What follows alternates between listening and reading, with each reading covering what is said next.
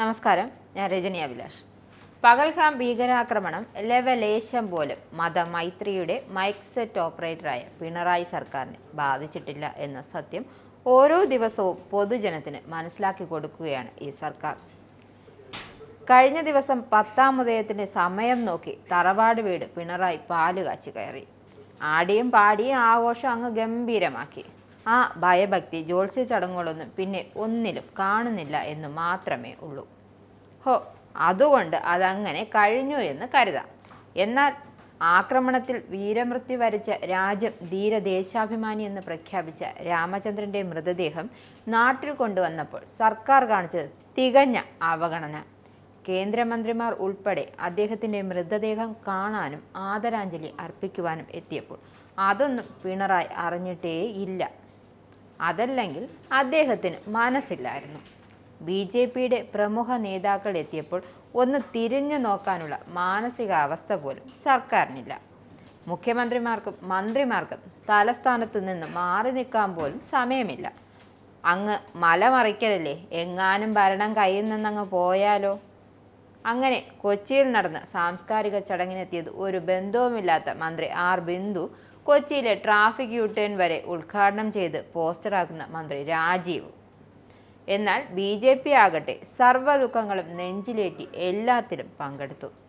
CPMകാരാകട്ടെ കോൺഗ്രസ് നേതാക്കൾ കാട്ടിയ ആദരവ് പോലും അവിടെ കാട്ടാൻ സമയമുണ്ടായിട്ടില്ല. അങ്ങനെ ആദരവ് കാട്ടണമെങ്കിൽ കൊല്ലപ്പെട്ട രാമചന്ദ്രന്റെ ഭാവിയും ഭൂതവുമൊക്കെ പാർട്ടി ഗവേഷണ സ്ഥാപനത്തിന്റെ തലനാരയിൽ കീറി പരിശോധിക്കണം. എങ്ങാനും ഒരു ചായ്വ് വല്ലതും കണ്ടുപിടിച്ചാൽ പിന്നെ CPM നേതാക്കൾ അതങ്ങനെ അണികളോട് വിശദീകരിക്കുമെന്ന ആശങ്ക വരെ കൂടുതലായിരുന്നു. അതുകൊണ്ടാണ് നോക്കിയും കണ്ടും മാത്രം രാമചന്ദ്രന് നേരിട്ടെത്തി ആദരാഞ്ജലി അർപ്പിക്കണമെന്ന് കരുതിക്കാണും CPMകാർ. ഒരു കാര്യം വ്യക്തമായി, ദേശസ്നേഹം പ്രകടിപ്പിക്കാൻ CPMന് പ്രതിനിധികളായക്കാൻ 2 മന്ത്രിമാരുണ്ട്, രാജീവും ബിന്ദുവും. മൈത്രിയുടെ ഇടതുപക്ഷ പ്രതീകങ്ങൾ.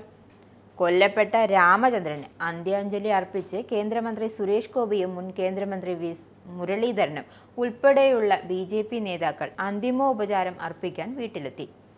സീമ ജാഗരൻ മഞ്ച് അഖില ഭാരതി സംയോജക് A. ഗോപാലകൃഷ്ണൻ കഴിഞ്ഞ ദിവസം രാമചന്ദ്രന്റെ കുടുംബത്തെ സന്ദർശിച്ചിരുന്നു.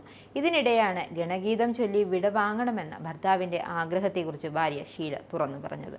ഇതുപ്രകാരം സഹപ്രവർത്തകർ ഗണഗീതം ചൊല്ലിക്കൊണ്ടാണ് അദ്ദേഹത്തിന് വിട നൽകിയത്. രാമചന്ദ്രനെ അവസാനമായി ഒരു നോക്ക് കാണാൻ നിരവധി പേരാണ് ഇടപ്പള്ളിയിൽ വസതിയിലെത്തുന്നത്. നാട്ടുകാരെ കൂടാതെ അറിഞ്ഞും കേട്ടും എത്തിയ ഒരുപാട് ആളുകൾ അദ്ദേഹത്തിന് അന്ത്യാഞ്ജലി അർപ്പിച്ചു. എറണാകുളത്തെ സ്വകാര്യ ആശുപത്രിയിൽ സൂക്ഷിച്ചിരുന്ന മൃതദേഹം പൊതുദർശനത്തിനായി Changampuzha പാർക്കിലെത്തിച്ചപ്പോൾ governor Rajendra Arlekar, Goa governor PS. Sreedharan Pillai എന്നിവർ അന്തിമോപചാരം അർപ്പിച്ചു. പൊതുദർശനത്തിന് ശേഷം വിലാപയാത്രയായാണ് ഇടപ്പള്ളിയിലെ വീട്ടിലെത്തിച്ചത്. ഔദ്യോഗിക ബഹുമതികളോടെയാണ് സംസ്കാരം. മകൾ ആരതിയുടെ കൺമുന്നിൽ വെച്ചാണ് കൊല്ലപ്പെട്ട ഇടപ്പള്ളി സ്വദേശി N. രാമചന്ദ്രൻ ഭീകരർ വെടിയേറ്റത്. ഒപ്പമുണ്ടായിരുന്ന തൻ്റെ മകൾ കരഞ്ഞുകൊണ്ടായിരിക്കാം തന്നെയടക്കം ഭീകരർ ഉപദ്രവിക്കാതെ വിട്ടതെന്നും ആരതി പറയുന്നു. മക്കളുമായി കാട്ടിലൂടെ ഭയന്ന് ഓടി രക്ഷപ്പെടുകയായിരുന്നെന്നും അരമണിക്കൂറോളം ഓടിയ ശേഷമാണ് മൊബൈൽ റേഞ്ച് ലഭിച്ചത്. ഫോൺ വിളിച്ച ശേഷമാണ് സൈന്യവും സമീപവാസികളും രക്ഷയ്ക്കെത്തിയത്. തൻ്റെ മുമ്പിലെത്തിയ ഭീകരർ സൈനിക വേഷത്തിലായിരുന്നില്ല എന്നും ആരതി പറയുന്നു. വേദനയുടെ നിമിഷങ്ങളിൽ കാശ്മീരിലെ പ്രദേശവാസികളും ഒപ്പം നിന്നെന്നും അവർ കൂട്ടിച്ചേർത്തു. നിങ്ങൾക്കും ആനന്ദ മീഡിയയുടെ പ്രേക്ഷകരിൽ ഒരാളാകണ്ടേ? യൂറോപ്പിലും US-ലും ആഫ്രിക്കയിലും അടക്കം പ്രവാസികൾ ഉള്ളയിടങ്ങളിലൊക്കെ ജനപ്രിയ ചാനലുമായി ആനന്ദ് മീഡിയ ഒപ്പമുണ്ട്. ഏഷ്യാനെറ്റ് ഫ്ലവേഴ്സ് അടക്കം നിങ്ങളുടെ വിരൽത്തുമ്പിലെത്തും. ആദ്യം റോക്കു ബോക്സ് സ്വന്തമാക്കുക. അതിൽ നിന്നും ആനന്ദ് മീഡിയ ആപ്ലിക്കേഷൻ ഡൗൺലോഡ് ചെയ്യുക, ഇൻസ്റ്റാൾ ചെയ്യുക. എന്നിട്ട് 02085866511 എന്ന നമ്പറിൽ ഞങ്ങളുടെ കസ്റ്റമർ കെയറിൽ ബന്ധപ്പെടുക.